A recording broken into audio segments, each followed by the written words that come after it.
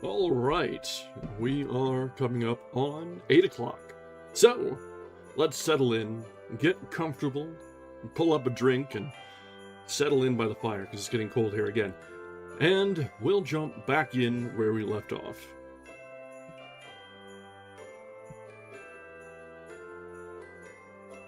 I'm not sure why oh, you know what? Cats have futzed with the back of my monitor and moved the camera alignment. So let me now fix this and recalibrate. Let's get starting off with a wonderful little bit of extra scuff. It is what it is. That should hopefully keep the things from going completely out of whack. The tracking does not like it when it's pointing at my forehead rather than, you know, the face. It happens. Anyway, so, welcome back to our continued run of holiday readings. This has been a very merry month so far, and we found something that should, without much difficulty, fill the remainder of our scheduled holiday streams. I know we were at a bit of a quandary there. We weren't sure whether or not we were going to make it. There were so many very short offerings that could get a day or two here and there, but a month is a long time. Even when it's not quite a full month, considering we're gonna stop reading Christmas stories after Christmas, you know. It's silly to keep going with like that. Hallmark. Anyway, so last time we started reading from a collection of short stories in the Yule Long Glow, as collected by Harrison S. Morris. And this is a bit of an omnibus of stories, tales, just a little bit of feel-good fireside stories for the holidays from around the world, from different traditions, different backgrounds, different cultures. And we found also that exactly, we are all in on torturing Arthur. That's kind of where what we've discovered with this collection. Last time we had a strong start with a very, very French story that was, well, if a mix of French and just the classic story of the three wise men. But there was some additional flair there. And then from there, we went into, wouldn't you know it, another something of a sermon with plenty of Latin. And if there's something that I'm not terribly confident in, well, first it's French, then it's Latin. And tonight, our first short story hails from Russia. And I don't speak a lick of Russian. I can say Dostoevsky. But we'll see how horribly I managed to butcher this language. And thankfully, it is still in English, but the names, proper nouns, that sort of thing, this gonna be good. So, let's go ahead and brace ourselves and get ready to resume where we left off in the Yule Long Glow. Beginning now with A Russian Christmas Party. Oh, we're jumping straight into it. Count Rostov's affairs were going from bad to worse. He was of a warm, generous nature, with unlimited faith in his servants, and hence was blind to the mismanagement and dishonesty which had sapped his fortune. Possessor of a handsome establishment in the Russian capital, Moscow, the owner of rich provincial estates, and the inheritor of a noble name and wealth, he was nevertheless on the verge of ruin. He had given up his appointment as Marechal de la Noblesse, which he had gone to his seat of Otrodonne. Yeah, we're off to a wonderful start, to assume. because it entailed too many expenses. And yet, there was no improvement in the state of his finances. Nicholas and Natasha, his son and daughter, often found their father and mother in anxious consultation, talking in low tones of the sale of their Moscow house or of their property in the neighborhood. Having thus retired into private life, the Count now gave neither fêtes nor entertainments. Life at Assorted was much less gay than in past years. Still, the house and domain were as full of servants as ever, and 20 persons or more sat down to dinner daily. These were dependents, friends, and intimates, who were regarded almost as part of the family, or, at any rate, seemed unable to tear themselves away from it.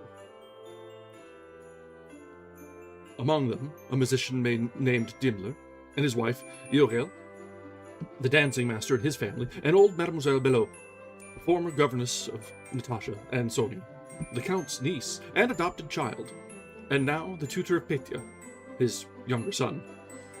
Besides, others who found it simpler to live at the Count's expense than at their own. Thus, though there were no more festivities, life was carried on almost as expensively as of old, and neither the master nor the mistress ever imagined any change possible. Nicholas had added to the hunting establishment. There were still 50 horses in the stables. Still 15 drivers. Handsome presents were given on all birthdays and fete days, which invariably wound up as of old with a grand dinner to all the neighborhood.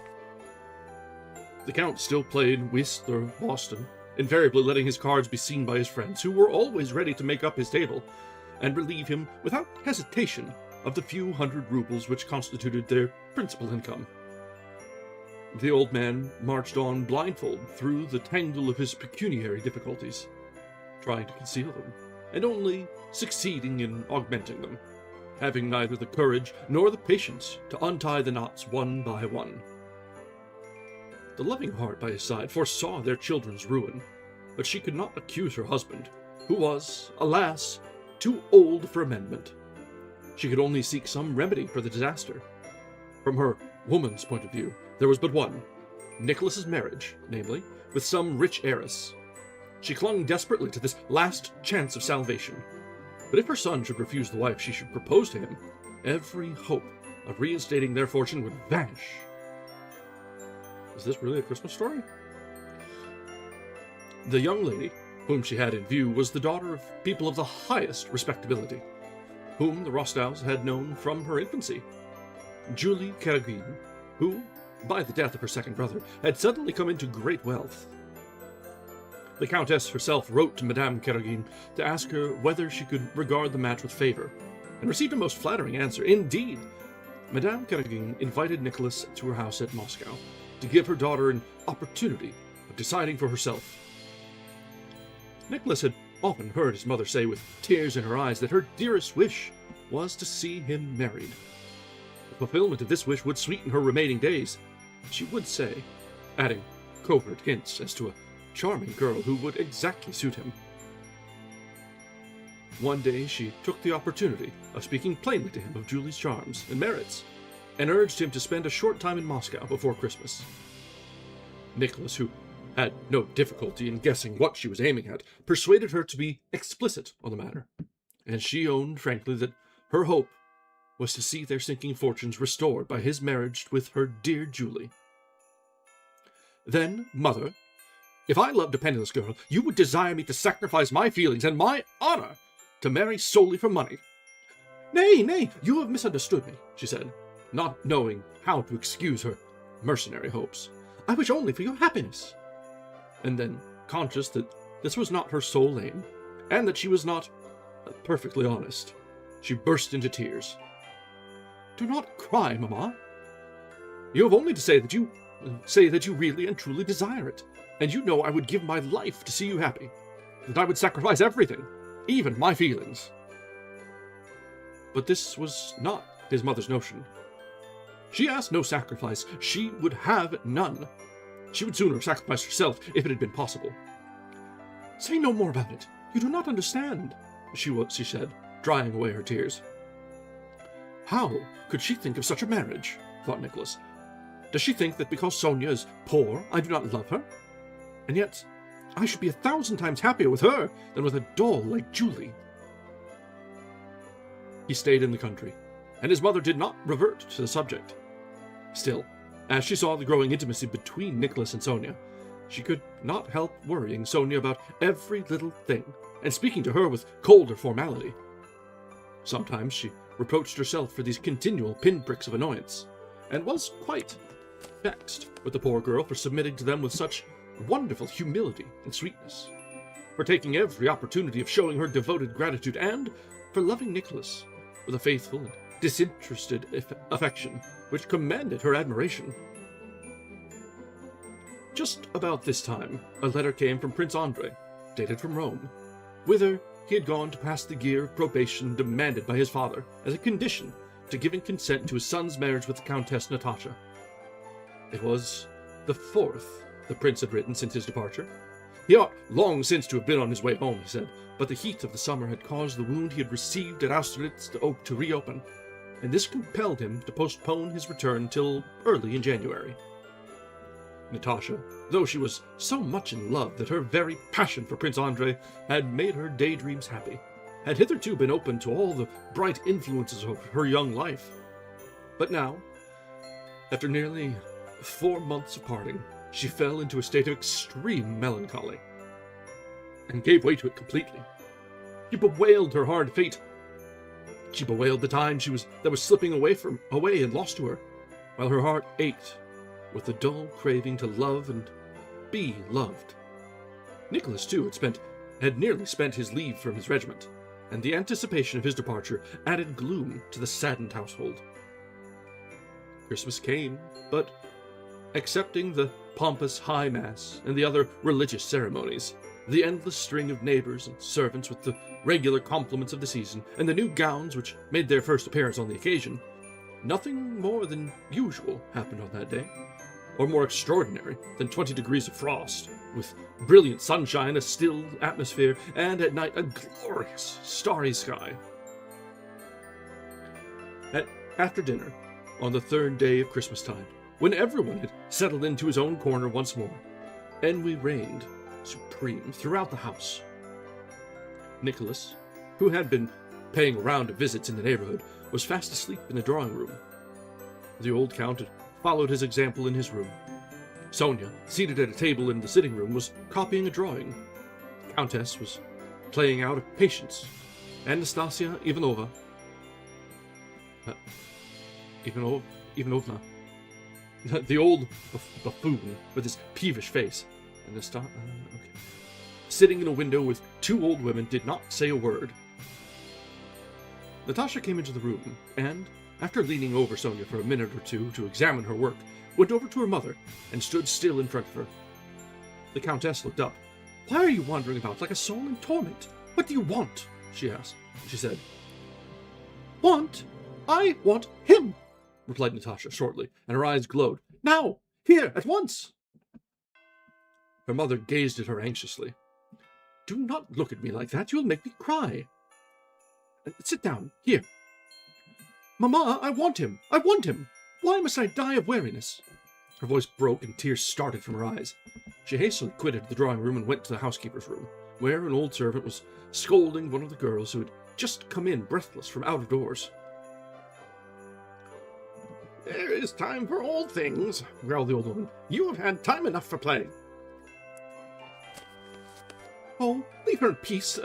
Oh, Christ."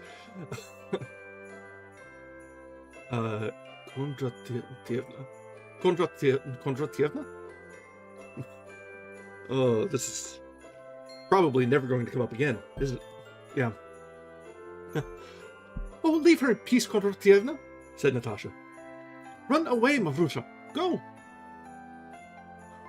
I'm really bad at Russian. Holy shit. Pursuing her wandering, Natasha went into the hall. An old manservant was playing cards with 2 of the boys. Her entrance stopped their game, and they rose. "And what am I going to say to these?" thought she. "Nikita, would you please go? Oh, what on earth can I ask for? Go and find a cock. And you, Misha, a handful of corn. A handful of corn, said Misha, laughing. Go at once, said the old man.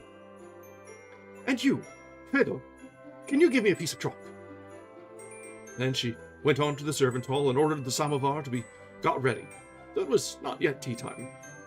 She wanted to try her power over Foka, the old butler, the most morose and disobliging of all the servants. He could not believe his ears, and asked her if she really meant it. What next will our young lady want? Muttered Foka, affecting to be very cross. No one gave so many orders as Natasha. No one sent them on so many errands at once. As soon as a servant came in sight, she seemed to invent some want or message. She could not help it. It seemed as though she wanted to try her power over them, to see whether some fine day one or another would not rebel against her tyranny. But, on the contrary, they always flew to obey her more readily than anyone else. All of this is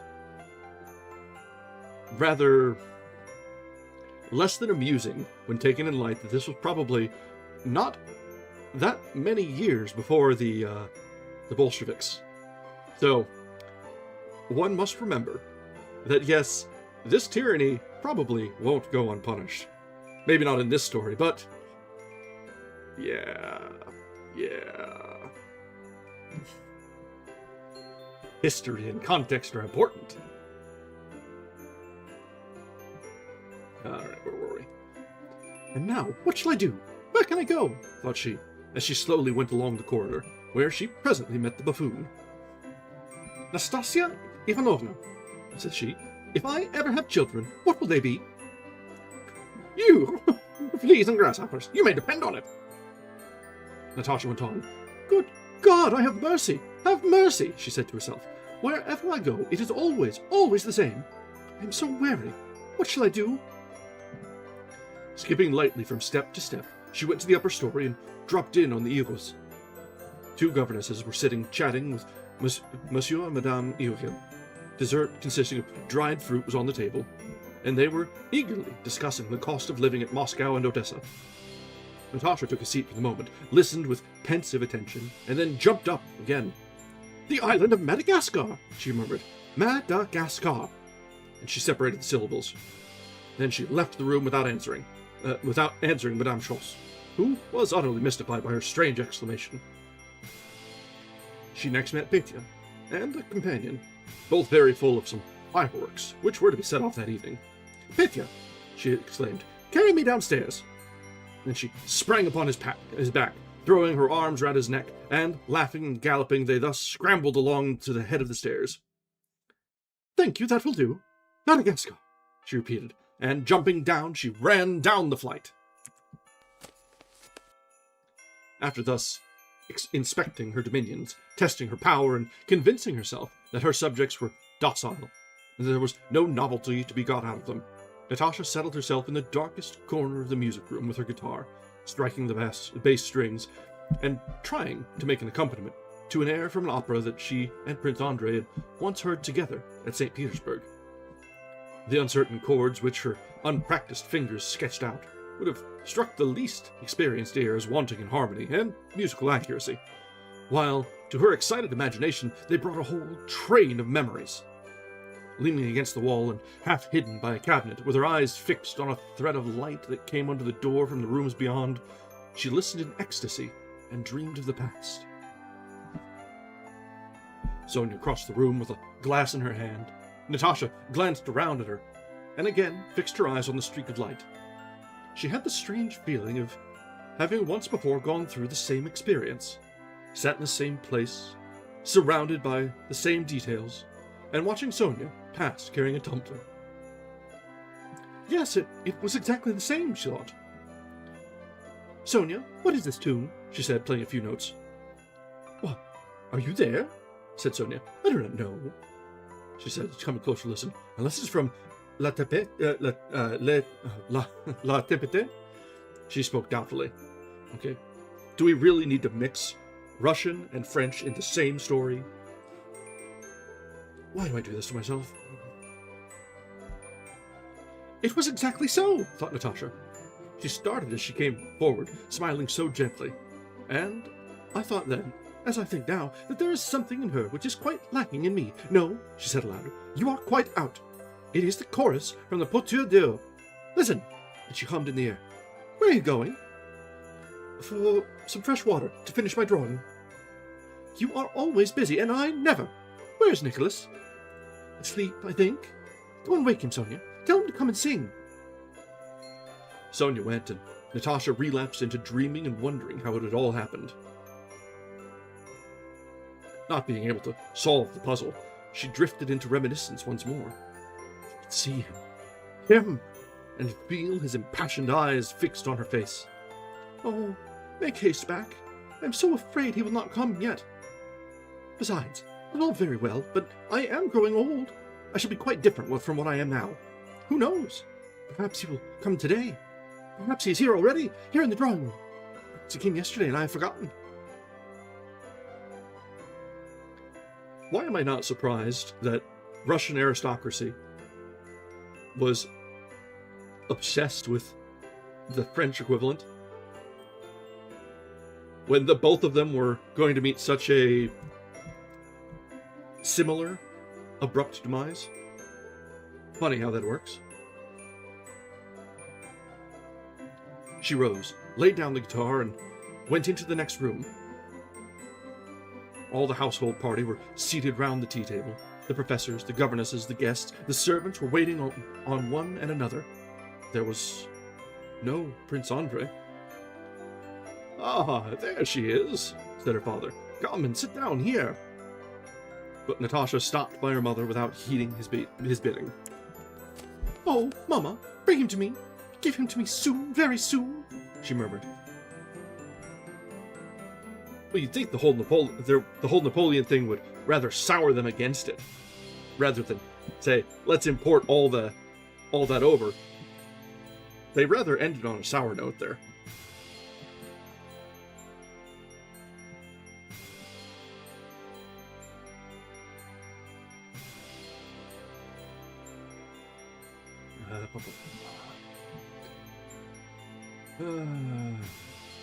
Let's just take it from the top of that paragraph.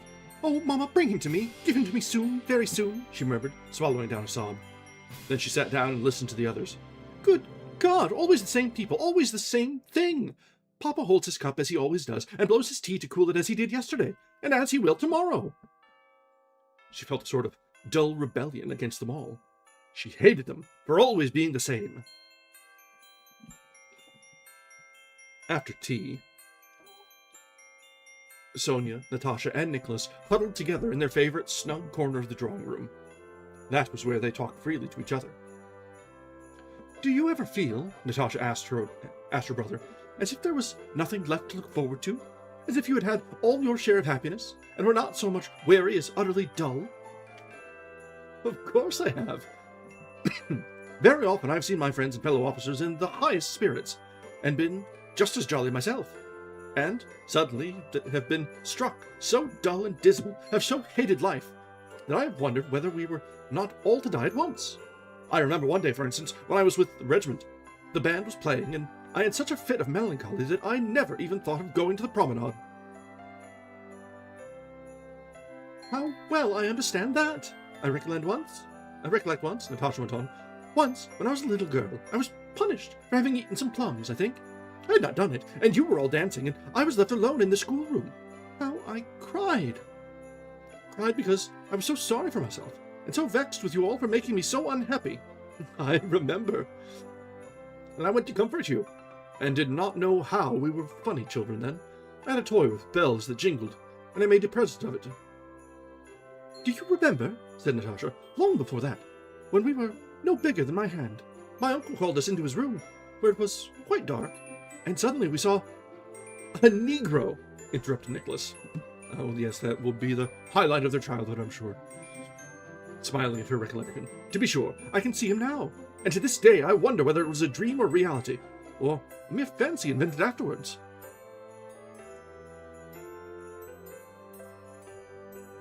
Yeah, they were... The blue blood got a little thick there for a while, through, 1000 to 1800 or so. Little bit of intermixing and trading and swapping between families. Just a little.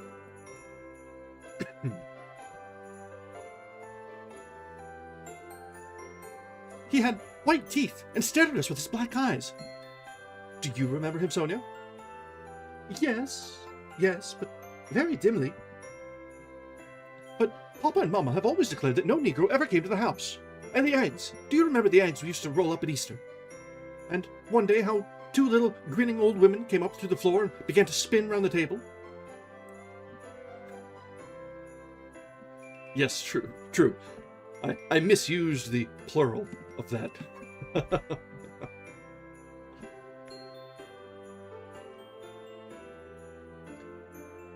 Of course, and how Papa used to put it on his fur coat and...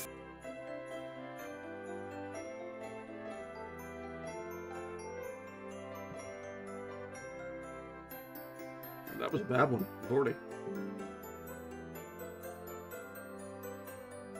Yeah, for sure.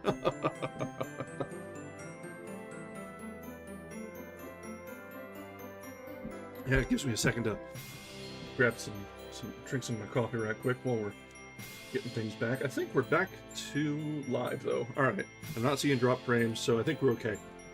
So it was just a particularly nasty hard drop there. All right. And so they went on recalling, one after the other, not the bitter memories of old age, but the bright pictures of early childhood, which float and fade on a distant horizon of poetic vagueness. Midway between reality and dreams, Sonia remembered being frightened once at the sight of Nicholas in his braided jacket, and her nurse promising her that she should someday have a frock trimmed from top to bottom. And they told me you had been found in the garage, into the garden, under a cabbage, said Natasha. I did not say it was not true, but it puzzled me tremendously. A door opened and a woman put in her head, exclaiming, Mademoiselle, the affectionate cock. I do not want it now. Send it away again, Polio, said Natasha. Dimmler, who had meanwhile come into the room, went up to the harp, which stood in a corner and, in taking off the cover, made the strings ring discordantly. Edward Karlovich, play my favorite nocturne, Fields, cried the Countess from the adjoining room. Dimmler struck a chord. How quiet you young people are, he said, addressing them. Yes, we are studying philosophy, said Natasha, and they went on talking of their dreams. Dimmler had no sooner begun his nocturne than Natasha, crossing the room on tiptoe, seized the wax light that was burning on the table and carried it into the next room. Then she stole back to her seat. It was now quite dark in the larger room, especially in their corner, but the silvery moonbeams came in at the wide windows and lay in broad sheets on the floor. Do you know, whispered Natasha, while Dimmler, after playing the nocturne, let his fingers wander over the strings, uncertain what to play next. When I go on remembering one thing beyond another, I go back so far, that at last I remember things that happened before I was born, and that is metempsychosis, interrupted Sonia with a reminiscence of her early lessons. The Egyptians believed that our souls had once inhabited the bodies of animals, and would return to animals again after our death. I do not believe that, said Natasha, still in a low voice, though the music had ceased. But I am quite sure that we were angels once, somewhere there beyond, or perhaps even here. And that is the reason we remember previous existence. May I join the party? Asked Dimmler, coming towards them. If we were once angels, how is it that we have fallen lower? Lower? Lower? Who says that it is lower? Who knows what I was? Natasha retorted with full conviction. Since the soul is immortal, and I am to live forever in the future, I must have existed in the past. So I have eternity behind me too. Yes, but it is very difficult to conceive of that eternity, said Dimmler, whose ironical smile had died away. What? Asked Natasha. After today comes tomorrow, and then the day after, and so on forever. Yesterday has been, tomorrow will be. Natasha, now it is your turn. Sing me something, said her mother. What are you doing in that corner like a party of conspirators? I am not at all in the humor, Mamma, said she. Nevertheless, she rose. Nicholas sat down to the piano, and standing, as usual, in the middle of the room, where the voice sounded best, she sang her mother's favorite ballad.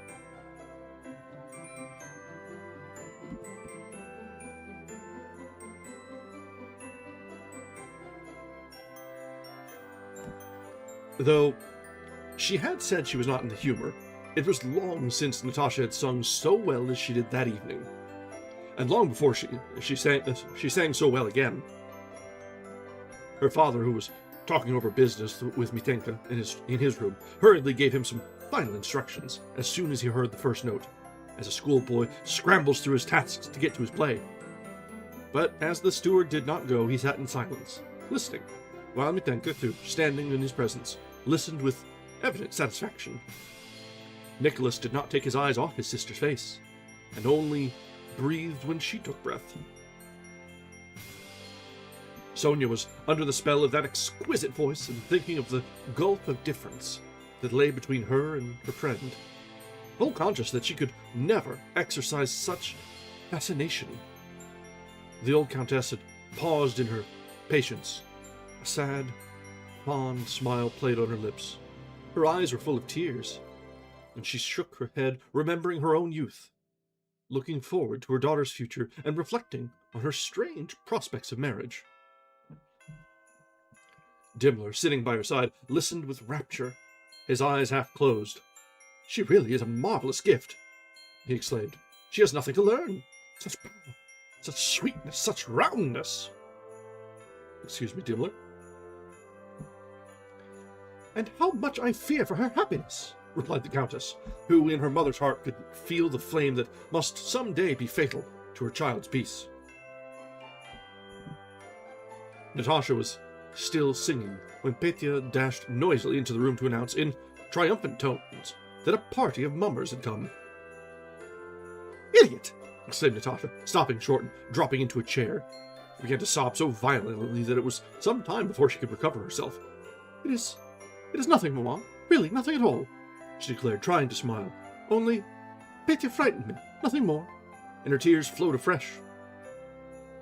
All the servants dressed up, some as bears, Turks, tavern keepers, or fine ladies, some as mongrel monsters, bringing with them the chill of the night outside. They did not at first venture any farther than the hall. By degrees, however, they took courage, pushing each other forward for self-protection. They all soon came into the music room. Once there, their shyness thawed. They became expansively merry, and singing, dancing, and sports were soon the order of the day. The Countess, after looking at them and identifying them all, went back into the sitting room, leaving her husband, whose jovial face encouraged them to enjoy themselves. The young people had all vanished, but half an hour later, an old marquise with patches appeared on the scene, none other than Nicholas. Petya as a Turk, a clown, Dimmler, a hussar, Natasha, and a Circassian, Sonia. Both the girls had blackened their eyebrows and given themselves moustaches with burned cork. After being received with well-feigned surprise, and recognized more or less quickly, the children, who were very proud of their costumes, unanimously declared that they must go and display them elsewhere. Nicholas, who was dying to take them all for a long drive on Troika, proposed that, as the roads were in splendid order, they should go, a party of 10, to the little uncle's.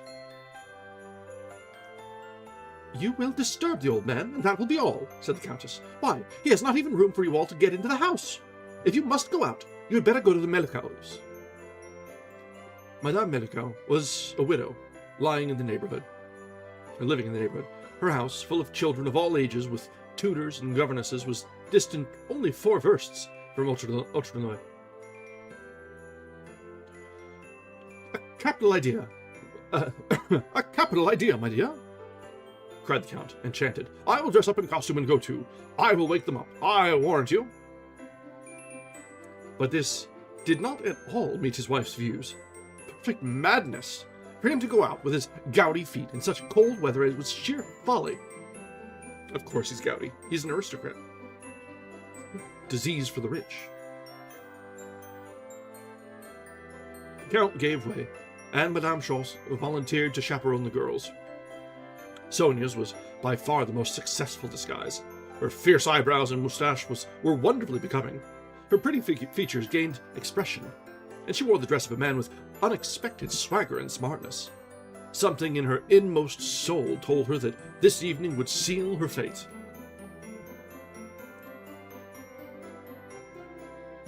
For sure. Yeah. Alright, so we got there's actually an image on this one. So, hang on, let me get a snip real quick. I didn't expect there to be pictures in this one.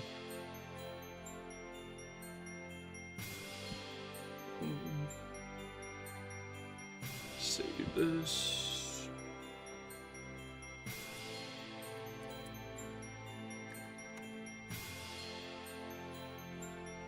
And pull that over into the new image. 1 moment. And here we are. I presume this is one of the costumes. Or someone dressed up for it. Oh, it is Sonia.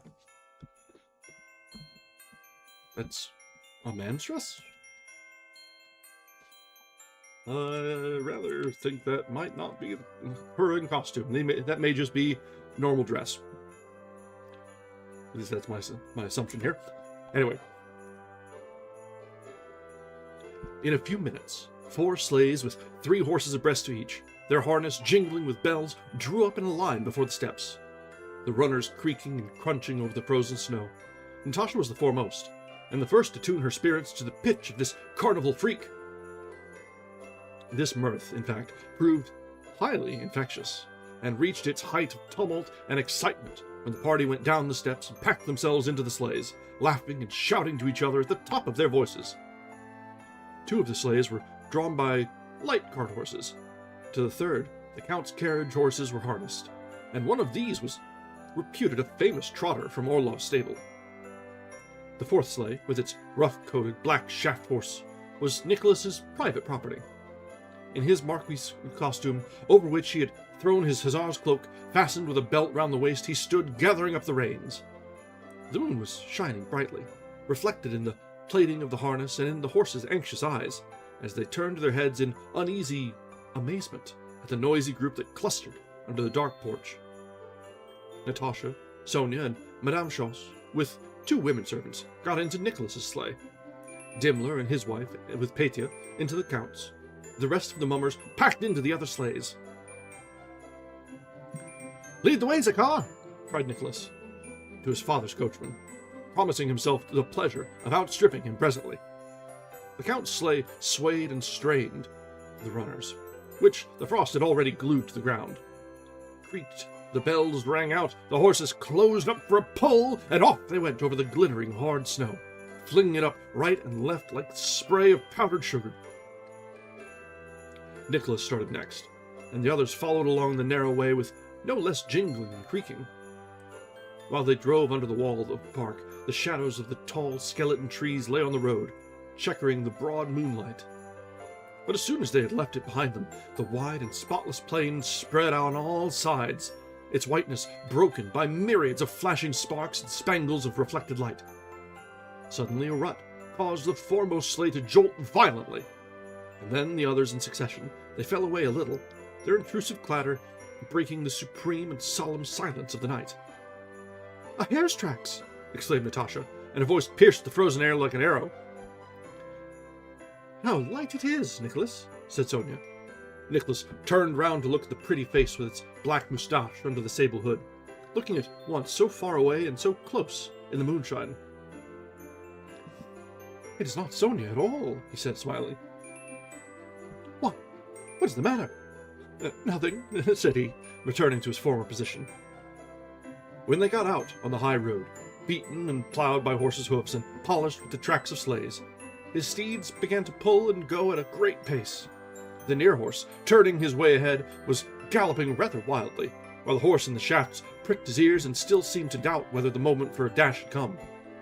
Zacchaeus' sleigh, lost in the distance, was no more than a black spot on the white snow, and as he drew further away, the ringing of the bells was fainter and fainter. Only the shouts and songs of the maskers rang through the calm, clear night. "On you go, my beauties!" cried Nicholas, shaking the reins and raising his whip. The sleigh seemed to leap forward, but the sharp air that cut their faces and the flying pace of the two outer horses alone gave them any idea of the speed they were making. Nicholas glanced back at the other two drivers. They were shouting and urging their shaft horses with cries and cracking of whips. It was not to be quite left behind. Nicholas's middle horse, swinging steadily along under the shaft bow, kept up his regular pace, quite ready to go twice as fast the moment he should be called upon. They soon overtook the first troika, and after going down a slope, they came upon a wide crossroad running by the side of a meadow. "Where are we, I wonder?" thought Nicholas. "This must be the field and slope by the river. No, I do not know where we are. This is all new and unfamiliar to me. God only knows where we are, but no matter." And smacking his whip with a will, he went straight ahead. Zakhar held in his beasts for an instant, and turned his face, all fringed with frost, to look at Nicholas, who came flying onward. "Steady there, sir!" cried the coachman, and leaning forward, with a click of his tongue, he urged his horses in their turn to their utmost speed. For a few minutes the sleighs ran equal. But before long, in spite of all Zacchaeus could do, Nicholas gained on him, and at last flew past him like a lightning flash. A cloud of fine snow, kicked up by the horses, came showering down upon the rival sleigh. The women squeaked, and the two teams had a struggle for the precedence, their shadows crossing and mingling on the snow. Then Nicholas, moderating his speed, looked about him. Before, behind, and on each side of him stretched the fairy scene, a plain strewn with stars and flooded with light. "To the left," Zacchaeus says. "Why to the left?" thought he. "We were going into the Melicos. But we are going where fate directs, or as heaven may guide us. It is all very strange and most delightful, is it not?" he said, turning to the others. "Oh, look at his eyelashes and beard, they are quite white," exclaimed one of the sweet young men. Oh, young men. Oh, with penciled mustaches and arched eyebrows. Okay, so it's the one of the girls. "That, I believe, is Natasha," said Nicholas. "And that little Circassian. Who is he? I do not know him, but I like his looks uncommonly. Are you not frozen?" Their answer was a shout of laughter. Dimmler was talking himself hoarse, and he must be saying very funny things, for the party in his sleigh were in fits of laughing. "Better and better," said Nicholas to himself. "Now we are in an enchanted forest. The black shadows lie across a flooring of diamonds, and mix with the sparkling of gems. That might be a fairy palace out there, built of large blocks of marble and jeweled tiles. Did I not hear the howl of wild beasts in the distance, supposing it were only Melukovka that I am coming on to after all? On my word, it would be no less miraculous to have reached port after steering so completely at random." It was, in fact, Melukovka, for he could see the house servants coming out on the balcony with lights, and then down to meet them, only too glad of this unexpected diversion. "Who is there?" a voice asked within. "The mummers from Count Rostov's. They are his teams," replied the servants.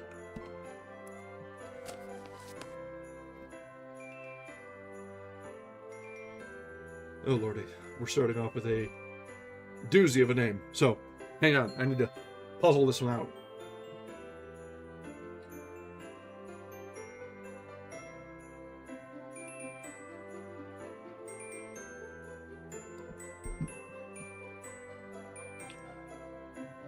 Pelageya Danilovna Melukov, a stout and commanding personality, in spectacles and a flowing dressing gown, was sitting in her drawing room, surrounded by her children, whom she was doing her best to amuse by modeling heads in wax and tracing the shadows they cast on the wall, when steps and voices were heard in the anteroom.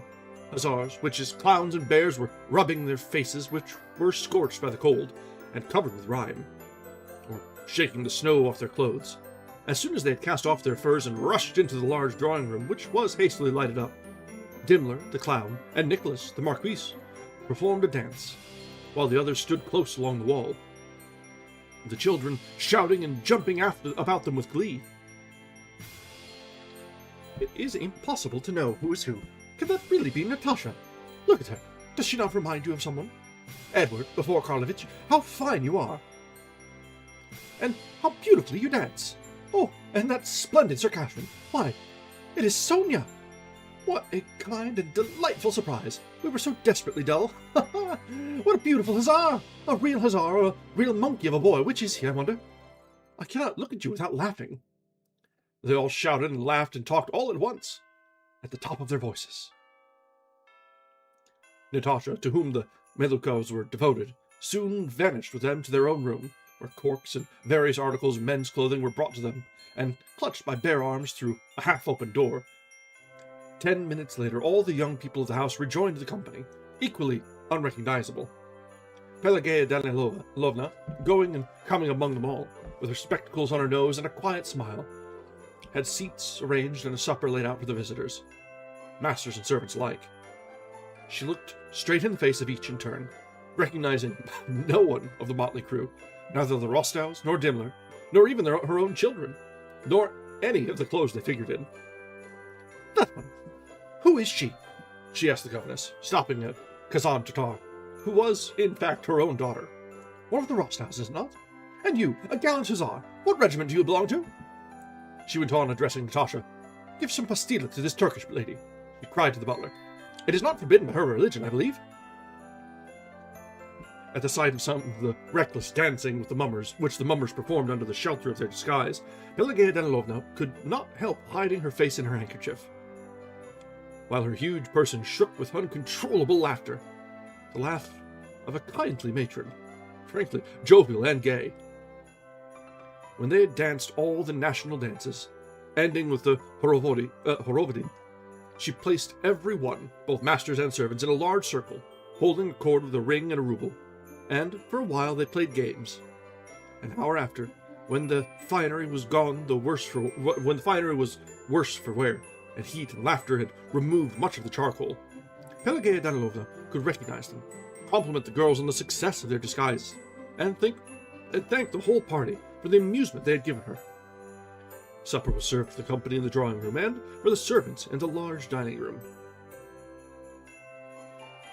You should try your fortune in the bathroom over there. That is enough to frighten you, said an old maid who lived with Melikovs. Why, said the eldest girl. Oh, you would never dare to do it. You must be very brave. Well, I will go, said Sonia. Tell us what happened to that young girl you know, said the youngest Melikov. Once a girl went to the bath, taking with her a cock and 2 plates with knives and forks.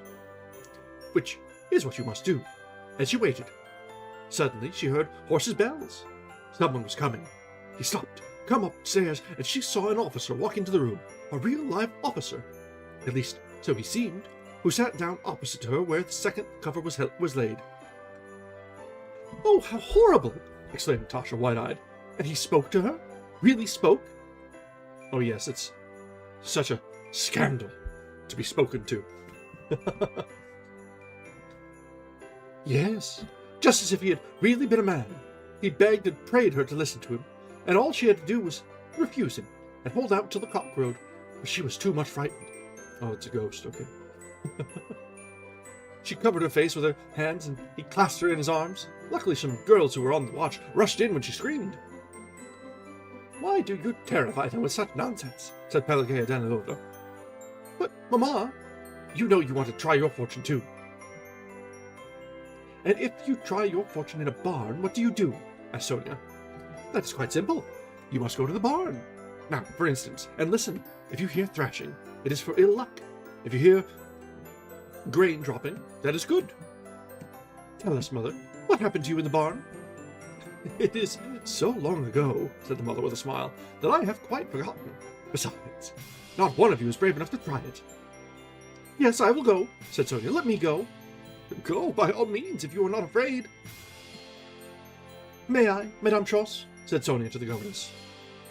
Now, whether playing games or sitting quietly and chatting, Nicholas had not left Sonia's side the whole evening.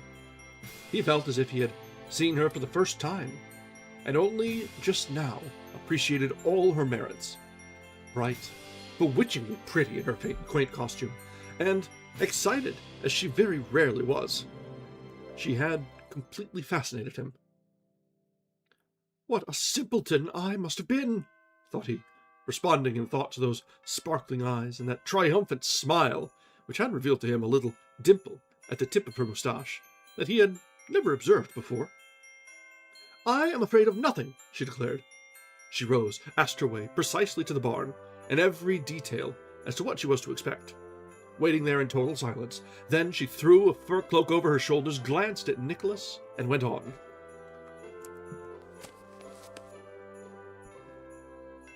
She went along the corridor and down the back stairs, while Nicholas, saying that the heat of the room was too much for him, slipped out by the front entrance. It was as cold as ever, and the moon seemed to be shining even more brightly than before. The snow at her feet was strewn with stars, while their sisters overhead twinkled in the deep gloom of the sky, and she soon looked away from them, back to the gleaming earth in its radiant mantle of ermine. Nicholas hurried across the hall, turned the corner of the house, and went past the side door where Sonia was to come out.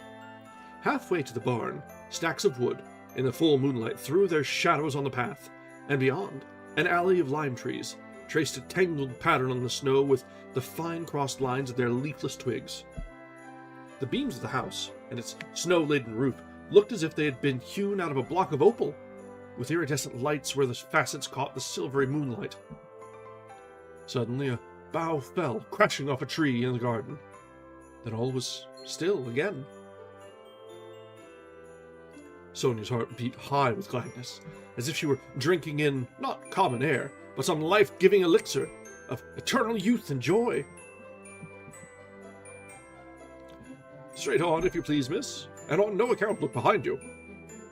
"I am not afraid," said Sonia, her little shoes tapping the stone steps and then crunching the carpet of snow as she ran to meet Nicholas, who was within a couple of yards of her. And yet, not the Nicholas of everyday life. What had transfigured him so completely? Was it his woman's costume with frizzed-out hair, or was it that radiant smile which he so rarely wore, and which at this moment illumined his face?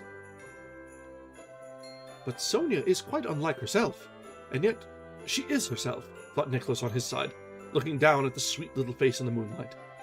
He slipped his arms under the fur cloak that wrapped her, and drew her to him, and he kissed her lips, which still tasted of the burned cork that had blackened her moustache.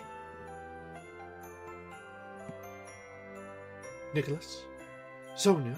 they whispered, and Sonia put her little hands round his face. Then, hand in hand, they ran to the barn and back, and each went in by the different doors they had come out of.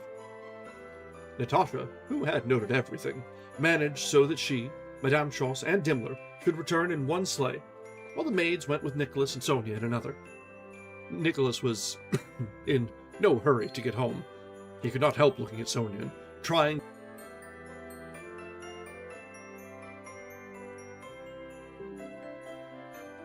What is going on tonight?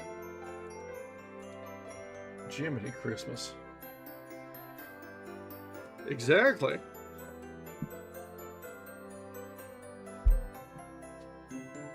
Alright.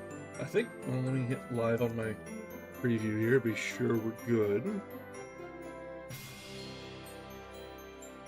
Yeah, I think we're okay. Alright,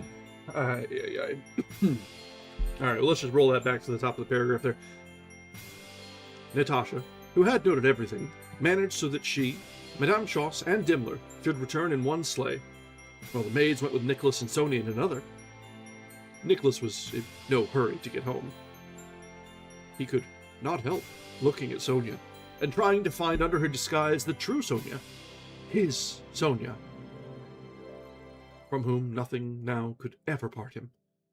The magical effects of moonlight, the remembrance of that kiss on her sweet lips, the dizzy flight of the snow-clad ground under the horses' hooves, the black sky studded with diamonds that bent over their heads, the icy air that seemed to give vigor to his lungs. All was enough to make him fancy that they were transported to a land of magic. "Sonia, are you not cold?" No. And you? Nicholas pulled up, and, giving the reins to a man to drive, he ran back to the sleigh in which Natasha was sitting. Listen, he said, in a whisper and in French. I have made up my mind to tell Sonia.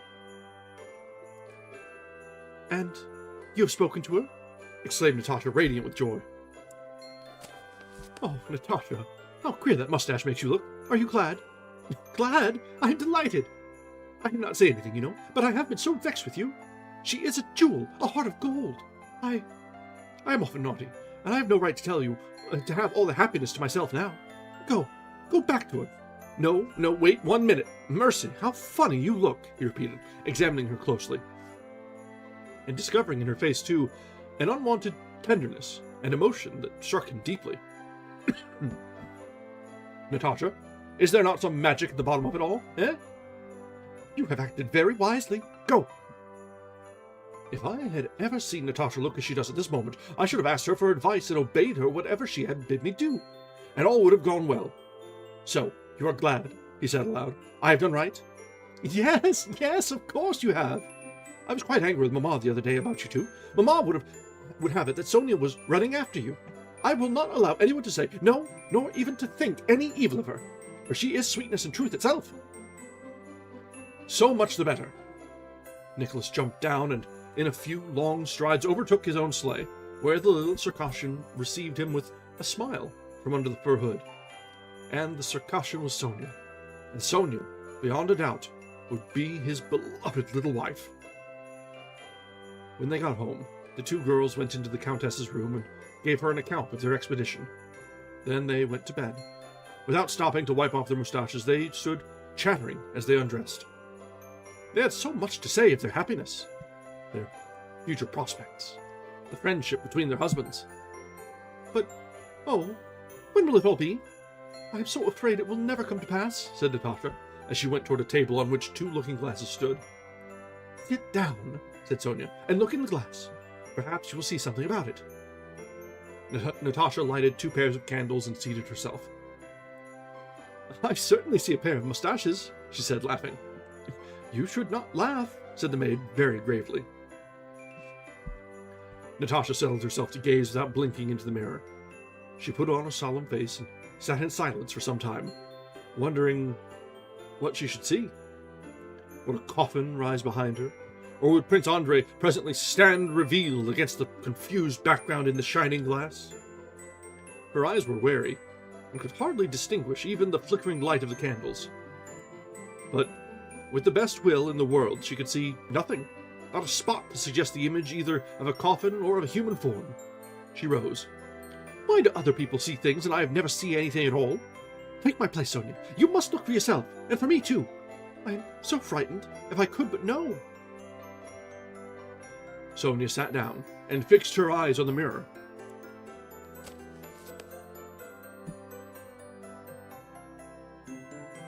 Sophia Alexandrovna.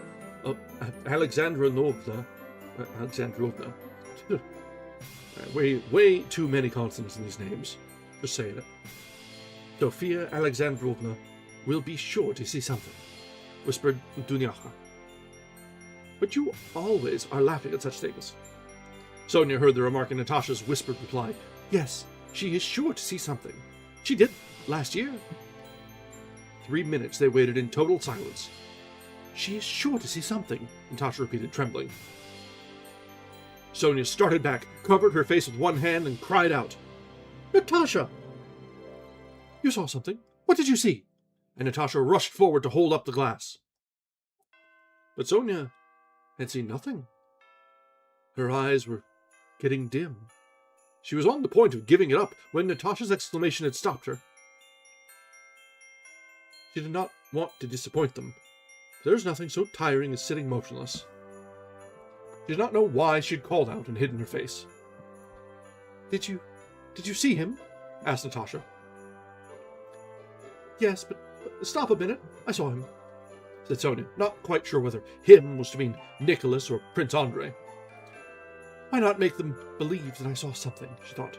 A great many people have done so before, and no one can prove the contrary. Yes, I saw him, she repeated. Well, standing up or lying down? I saw him. At first there was nothing, then suddenly I saw him lying down. Andre, lying down? Think he is ill? And Natasha gazed horror-stricken at her companion. Not at all. He seemed quite cheerful, on the contrary, said she, beginning to believe in her own inventions. And then... Sonia, what then? Then I only saw confusion. Red and blue. And when will he come back, Sonia? When shall I see him again? Oh, God, I am afraid for him. Afraid for everything. And without listening to Sonia's attempts at comfort, Natasha slipped into bed. And long after the lights were out, she lay motionless but awake, her eyes fixed on the moonshine that came dimly through the frost-embroidered windows.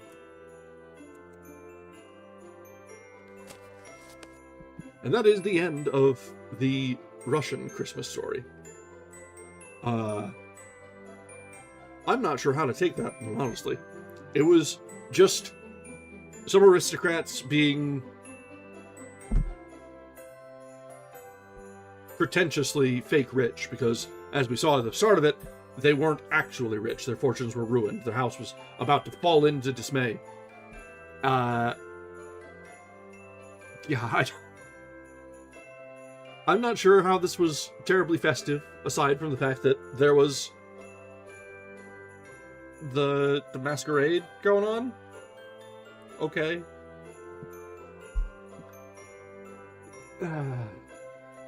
All very Russian.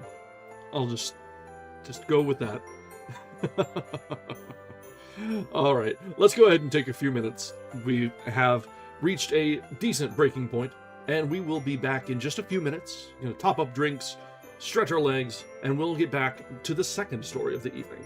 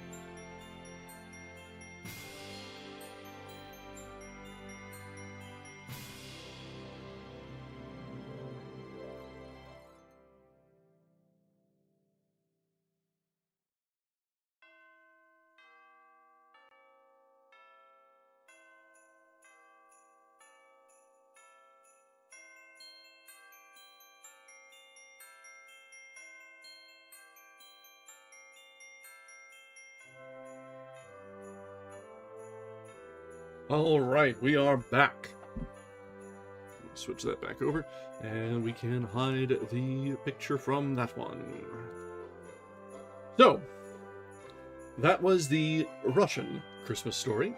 And I think I will take it as... yeah. I will take that one as less of a festive wonderland of a Christmas story, and more a lesson that, you know what? Not all Christmases, not all Christmas stories are all wonderful, gleaming, and bright. Sometimes there's a little bit of burnish on the old jingle bells, and not everything is quite as pretty as it might make out seem to be. In this case, the imminent downfall of the family which from their fortunes anyway. The father who is recklessly carrying on to keep up appearances. The son who is marrying for love, which, huzzah, huzzah.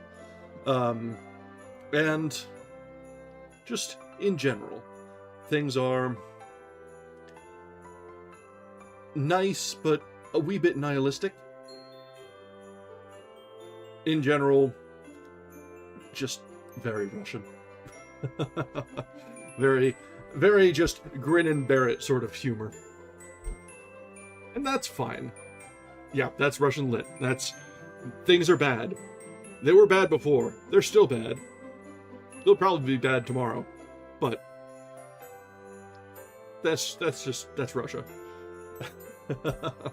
Russian lit, Russian life.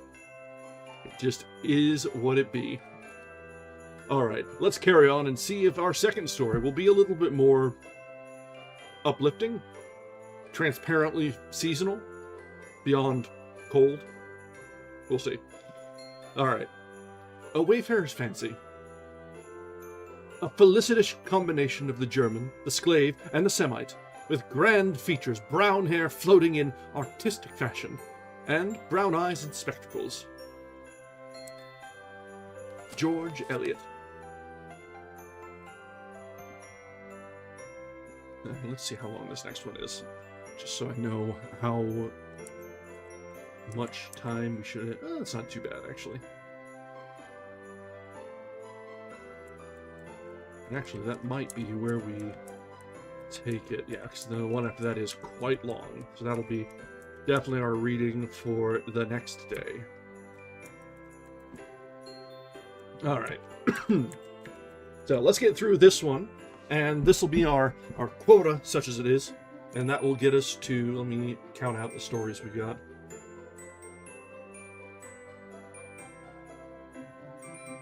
Yeah, that actually works out pretty nicely. If we get 2 stories in a night, we will have finished In the Yule Log Glow on Sunday night.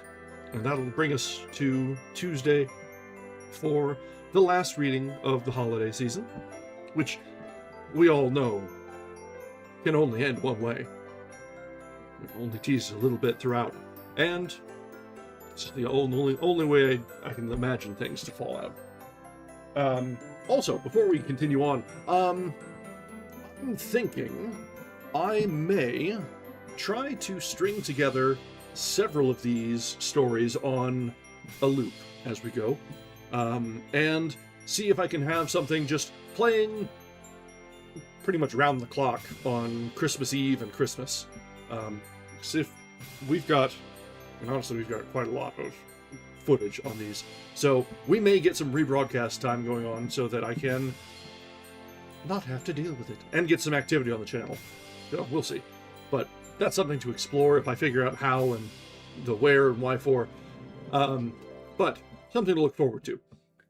Don't feel obliged to sit in on those, because obviously you've been here, but it will be, hopefully, running through the holiday to cap things off. Alright, with that little bit of pondering and wondering out of the way, let's continue with the second story of tonight, 2 Christmases.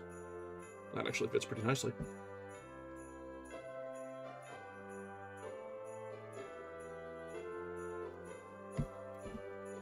Part 1. It was the time of the Great War. Germany was desolated. Towns and villages were destroyed by flames. Order and law had given way to savage power. And from the walls of many a ruined house of God, the wooden image of the Savior looked down with a face of anguish on the horrors of the degenerate times. A reminder here of the Great War being World War I. The terrified citizens of towns that were still untouched by war hid themselves within their narrow walls, awaiting, in tremulous fear, the day on which their homes must also fall a prey to plundering soldiers. If anyone were obliged to go beyond the boundaries, he would glance anxiously at the bushes on either side of the road, and when night came on, he would be forced to look with horror and sorrow at the reddened horizon, where a little village or lonely hamlet was burning to ashes. Hello, Zoe. But who is it cowers there in the ditch by the highway? A dried-up little man with deathly pale countenance, and clad in a black cloak. Flee, wanderer. Let him not gaze at you with his piercing grey eyes. Beware, for that old man is the plague man. The heart of the wanderer sinks within him. Horrified, he rushes away, and thanks heaven when, in the grey of the morning, he sees again the towers of his native town. Enraptured by the sight of home, he believes these towers, with the dear, well-known faces, can protect him. But the old cripple has been quicker than he. Before break of day, he has knocked at the town gate, and the gatekeeper, on opening it, had scarcely looked into his grey eyes before he sank down, as though someone had felled him with an axe. Then the grey old man begins his terrible work. Like a bat, he slips into all dwellings. No gate and no bolt is an obstacle to him. Right up into the lofts he climbs and opens the most secret chamber. That threshold he passes is doomed to the Black Death. It had happened thus to a little town in Franconia, where but a few houses remained untouched by the terrible plague. In this town there lived a poor, honest couple with their child, a boy of nearly 3 years. Their cottage lay on a small hill and was divided from the road by a little garden. People ascribed it to this that the awful spirit had, for a long time, had left their home untouched. But at last he seemed to have found his way to even this out-of-the-way place. A few days before Christmas, the boy fell sick, and on Christmas morning he lay motionless in bed, so that the poor parents thought the plague had taken their child from them. The father wanted to bury the body at once, but the mother showed him the rosy cheeks of the dead child, and said that a death that looked so like sleep could do them no harm. Thereupon she went into the little garden and cut box tree leaves from under the snow, and made a wreath for the dead darling. She placed the wreath on his curly head and moved his bed into the middle of the room, where she set candles burning around it, just as we do in quieter times for a dear departed one. Then she went into the wood, cut down a small Christmas tree, and placed it, all decorated with lights, nuts, and bright tinsel, next to the coffin, in order that the dead child might also have his Christmas pleasure. This was the only Christmas tree that the poor stricken town lit up. People passing along the road looked with secret jealousy at the illuminated window, wondering how they could still rejoice in such bitter times.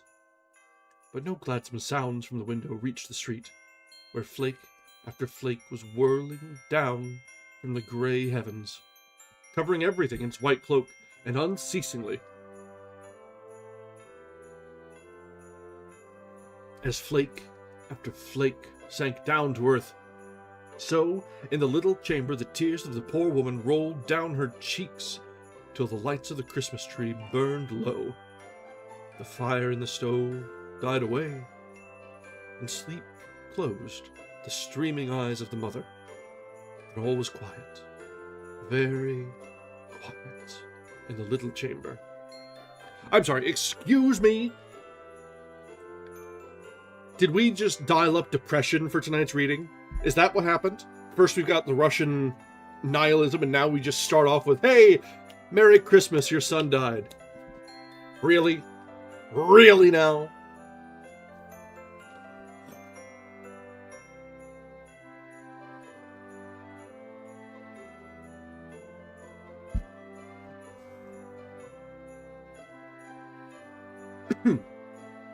But at the gates of heaven, it was very noisy that evening. Countless hosts were crowding up the broad stairway, young and old, rich and poor, a mixed and motley crowd. There the patrician elbowed the tailor who had made his coat, the general the lowest sutler, and a ragged beggar was even next to a king, who drew his purple closer around him in order not to be contaminated. All were pushing towards the great light gate, and many a one who on earth had only beaten and jostled others, received here in the crowd his own first jostling. At the gate stood a beautiful tall angel, who sprinkled each one with water out of a golden vessel. The touch of this water obliterated at once all remembrance of the past. St. Peter, who considered the noise and bustle too much of a good thing, was of the opinion that mankind had none of the bother of dying. All the work falling on him, and he was accordingly grumbling to himself. Suddenly he saw a little fellow, clad only in a shirt, standing before him, shivering all over, and regarding him with innocent, childish eyes, as if asking whether he might enter. St. Peter, unwilling that such little folk should cause delay in business, said roughly, "In with you!" The little frightened fellow rushed thereupon so quickly through the gate that the angel did not have time to sprinkle him with the waters of oblivion. Now, as children of 2 years have but short memories and very harmless pasts, the angel smilingly let him slip. Once inside, little Hans was seized by a host of flying angels and whirled away to paradise, which was more beautiful than the fairest garden on earth. Rare plants with big, magnificently colored blossoms filled the air with spicy odor. Here dwelt the tiny children who had left Earth before they knew anything of it. Here they could dream on forever. And their breath swept softly over every bud.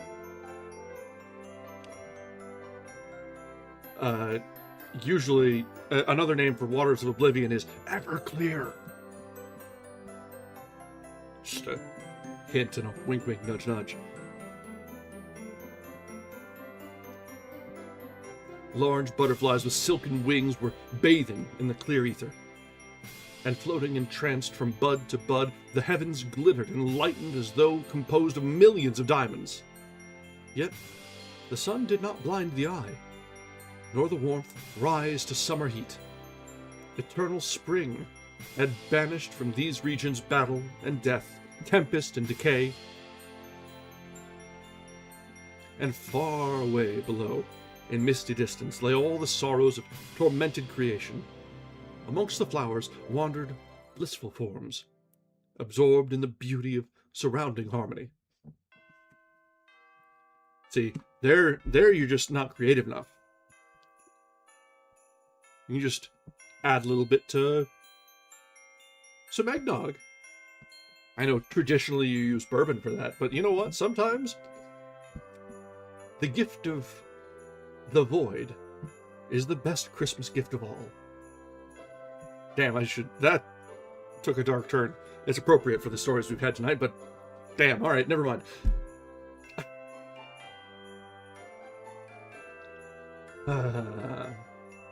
The boy curiously observed all this splendor, peered into the dewy buds of the flowers, examined the wings of his heavenly playmates, and was not a little rejoiced on observing that 2 wings had also grown on him, with which he could fly like a bird.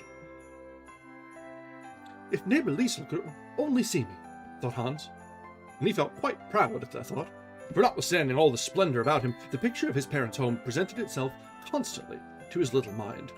He had an excellent memory of the much despised earth, which soon with magnetic power drew all his thoughts towards it. At the sight of the wonderful flowers of paradise, such as the earth never produces, he could think of nothing but the violets and crocuses and tulips which curled up in springtime out of the black earth of his father's garden. The golden fruits on the trees reminded him of the gilded ones of the Christmas tree, and seemed to him even brighter. And although the paradise of heaven, with its eternal clearness, was 1,000 times more beautiful than the changing air below, yet the little heart felt a dim yearning for the beloved earth, the griefs of which he had not yet learned to measure.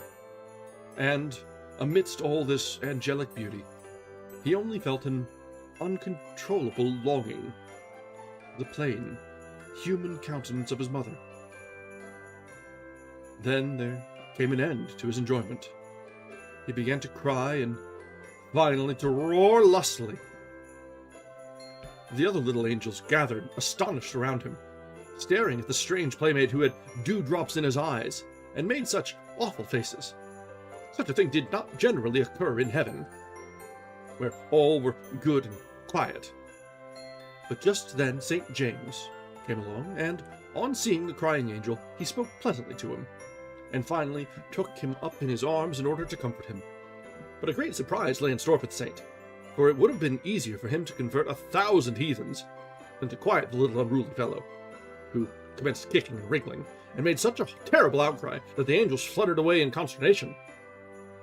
There stood the saint, with the child in his arms, and did not know what to do.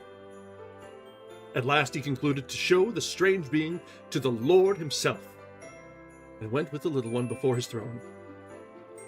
Then the Lord Almighty smiled, and all the angels around his throne smiled when they saw St. James, who certainly did not seem very well adapted for nursing children, and in whose arms little Hans, regardless of his surroundings, continued to roar unmercifully. But the merciful Lord opined that the greatest squallers often turned out the best men, and he ordered an angel to carry the little one back to dear earth. And this was done. With mighty strokes of his pinions, the heavenly messenger floated back to earth, which came nearer and nearer with its mountains, lakes, and rivers, and with the old, life-worn town. And from out the town rose up the gabled roof of the parents' home, with a cap of snow upon it. The boy in the coffin opened his eyes, and with a cry of joy his mother pressed him to her heart. Among the boughs of the Christmas tree there was a soft rustling and whispering. Methinks the tree remembered that winter is only a deep sleep, and was dreaming of spring. Part 2. The years of misery and war were over. In the streets of the old town, where only a few years ago the roll of the drum resounded, and where the plague in deathly silence had spread its black wings, there the stork on the town hall heard, to his great satisfaction, merry shouts of children, the ringing laugh of peace. A group of boys chased each other noisily over the marketplace, playing at war, which had desolated so many of their homes. The fresh, merry laughter of childhood. How like unto ivy it climbeth over all ruins, and findeth at last the sunshine. But there was one not amongst the noisy group, and that was Hans. His parents perceived with anxiety that the little noisy child had grown into a silent, shy boy who avoided the games of his comrades, and dreamingly went his own way. For hours he sat in the garden on the bench near his mother's flowers, and gazed dreamingly at the busy bees and butterflies, or lay in the woods nearby and stared up through the branches of the beech trees at the blue sky. "What are you thinking of?" his mother would ask at times. And then he would start up like one awakened from sleep, the thread of whose dreams are broken by awaking. "He is ill," the mother would think anxiously, but folks would shake their heads suspiciously when, on speaking to the boy, they received no other answer than a shy, questioning look. "There is something wanting," said some, with an unmistakable gesture. "He's a fool," murmured others. Thus, a boy fares who has peeped too early into paradise. The children of his own age made fun of him, and poor Hans would have been quite forsaken if Liesel from next door had not taken his part. She was quite the opposite to him, merry and high-spirited. Whilst he sat dreaming, she was romping about, singing and laughing. But the children kept together, and the parents thought they might someday be a pair.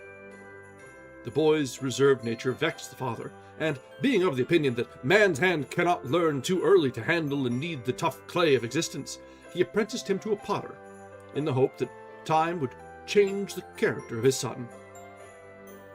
He was mistaken, however. The boy grew up a fine, handsome youth, but in character, he remained the boy of former days. If he looked up from his work, it was not in order to gaze, like other journeymen, after a young girl who maybe was tripping past, but to stare up at the sky, which shone so blue between the houses, or to follow, with his eyes, the great white clouds away, who knows whither. In his free time, he did not like to go. He did not go like others to the marketplace. He would mount the ramparts at the back of his parents' house and gaze into the valley below, where the river was bearing its silvery wavelets into the far distance. What might not be in the far distance? Far, far away. Yonder must be the place where the dream of his childhood was realized. How astonished, then, was his father when one fine sunny spring morning his son stood before him, with knapsack and staff, in order to bid him farewell before setting out on his travels. Who would ever have thought he would want to travel? The father rejoiced in the belief that the son would seek work, according to the custom of journeyman workmen, and gave him his blessing, and much good advice besides. But he hardly ever even heard the words and advice of his father. There was a singing in his ears and a mist before his eyes, so that he felt like one intoxicated. Yes, he was a fool, nor did he see the tears his mother and Liesel were shedding at his departure. He only thought of that far-off land, of the dream of his childhood. What mattered to him their tears?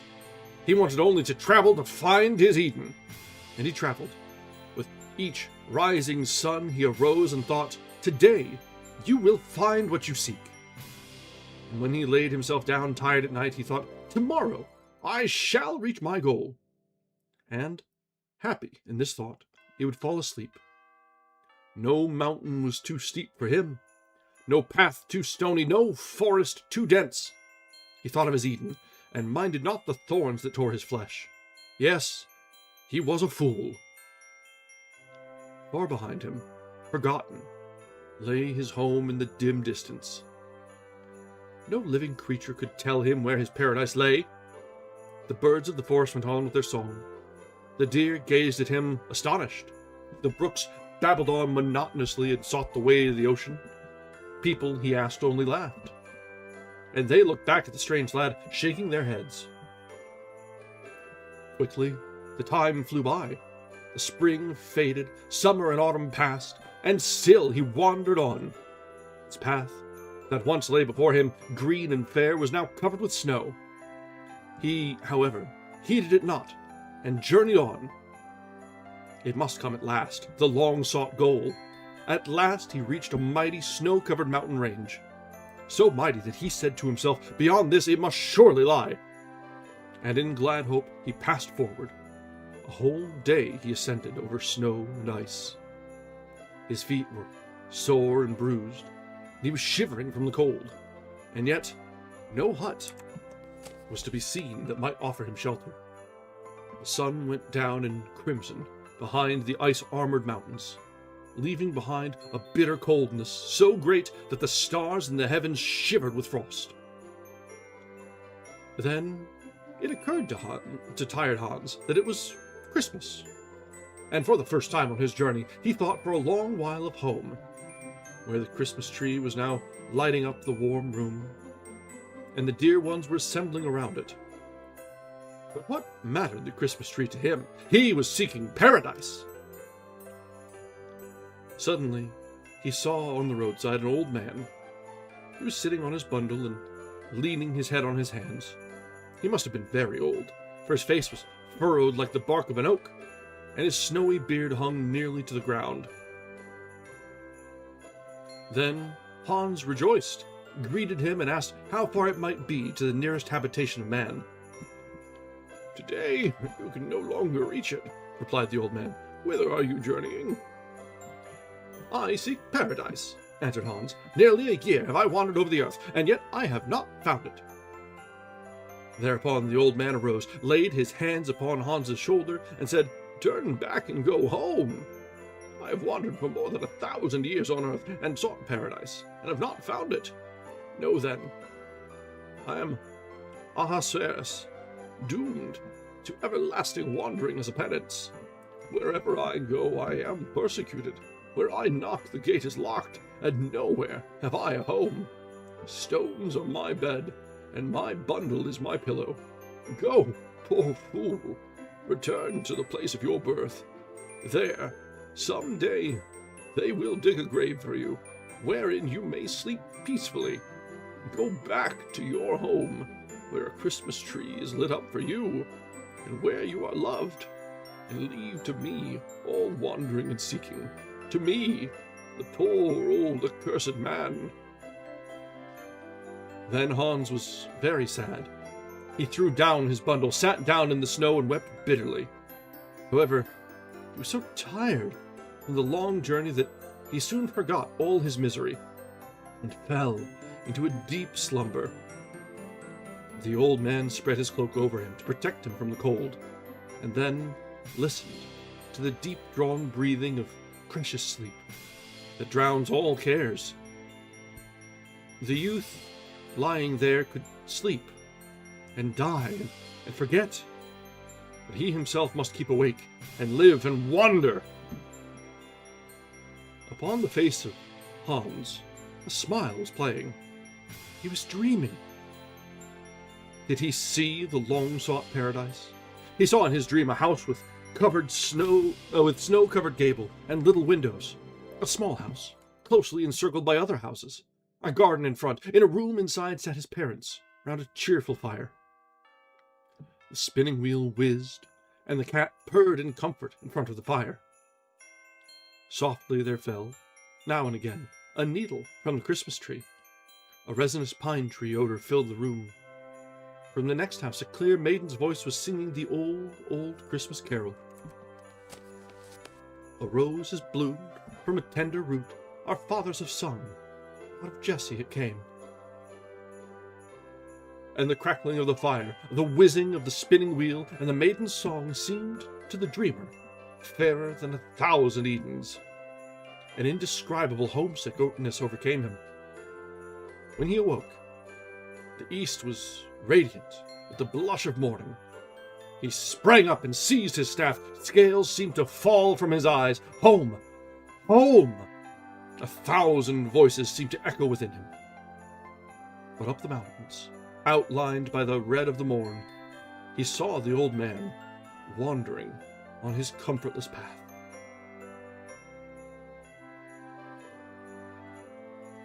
All right, and that is the end of the 2 Christmases. So we saw, really, there's been so little to be joyful for in these last stories tonight. Holy moly. But this one started off much worse than it ended. Let's give it that at least.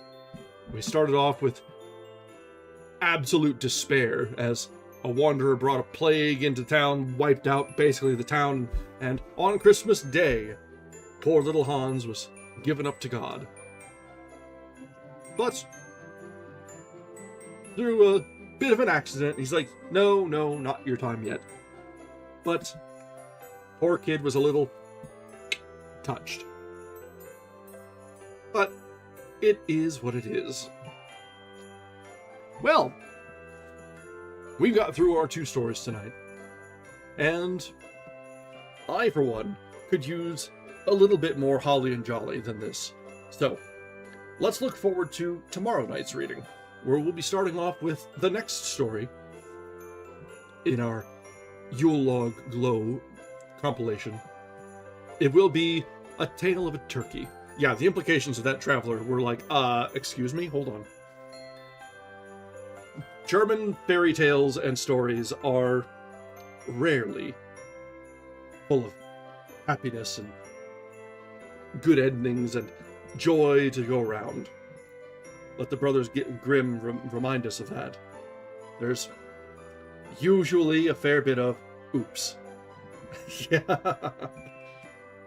Oh, man. Cain. That is, yeah, wandering about. Ay. Well, let this also be a reminder that there are Christmas stories of all sorts. And your own Christmases may be full of joy or a little bit of hardship from time to time. And just keep in mind that it comes with both hands full. One or the other. A little bit of both. There's all sorts all around. So, we'll very rarely get the same one over and over. So if you're having a tough one, just think the next ones down the line could be on the more jolly side. We'll see. It is what you make of it, with what you're given anyway. Alright guys, I actually have some other things some other engagements that I am already late for, but this one took precedence to get us started.